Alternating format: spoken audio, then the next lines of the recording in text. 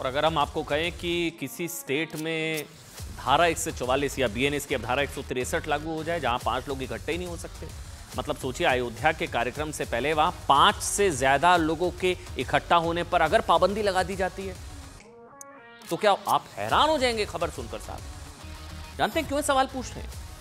जिस तरह अयोध्या में भव्य दीपावली मनाई जा रही है ना पूरी दुनिया में, पूरे देश में, हर जगह, अयोध्या से करीब 1300 किलोमीटर दूर ये कहानी तेलंगाना की है, आपको सुननी चाहिए।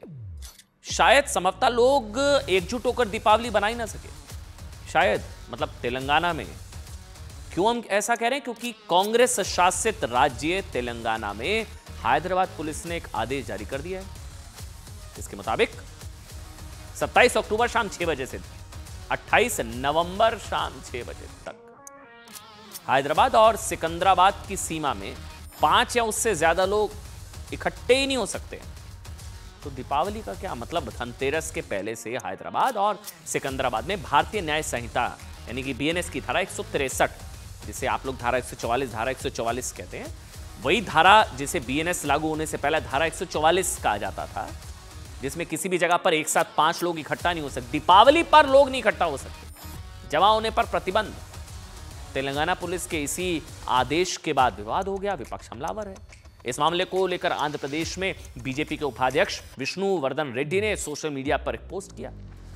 बीजेपी इसको मुद्दा बना रही है। अपने पोस्ट के लिए कांग्रेस की तरफ से दीपावली को लेकर किए गए एक पोस्ट की पिक्चर भी लगाई और लिखा साहब कि पहले कांग्रेस ने दीपावली से पहले हैदराबाद और सिकंदराबाद में धारा 144 लागू की, जिससे लोगों के इकट्ठा होने और आवाजाही पर रोक लगी। फिर कांग्रेस के आधिकारिक हैंडल से दीपावली की शुभकामनाएं देकर हिंदुओं का मजाक उड़ाया गया। हालांकि उन्होंने पोस्ट को हटा दिया है, लेकिन इससे हिंदुओं के प्रति उनकी असली मंशा और नफरत सामने आ गई है। सेक्शन 144। दरअसल तेलंगाना कांग्रेस के इस पोस्ट में पुलिस के आदेश की कॉपी के साथ हैप्पी दिवाली लिखा गया था। तो ये कहा गया साहब कि ये तो मजाक उड़ाया जा रहा है, और धारा 144 का जिक्र करते हुए मजाक उड़ाने वाली एक इमोजी भी लगाई गई थी आपके सामने। अब बीजेपी ने दीपावली के मौके पर तेलंगाना में धारा 163 या 144 लागू करने का विरोध किया।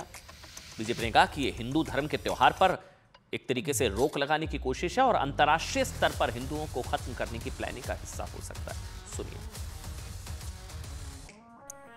कांग्रेस पार्टी और इंडी गठबंधन उस विचार से प्रेरित है जो पिछले वर्ष दक्षिण भारत में उनके गठबंधन के सबसे बड़े सहयोगी डीएमके की तमिलनाडु की सरकार के तत्वावधान में हुआ था, जो हुआ था इरेडिकेशन ऑफ सनातन धर्म,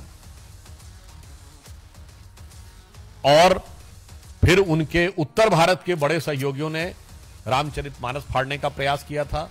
और उससे पहले 2021 में दुनिया की कई यूनिवर्सिटीज में डिसमेंटलिंग ग्लोबल हिंदुत्व कॉन्फ्रेंस हो चुकी है।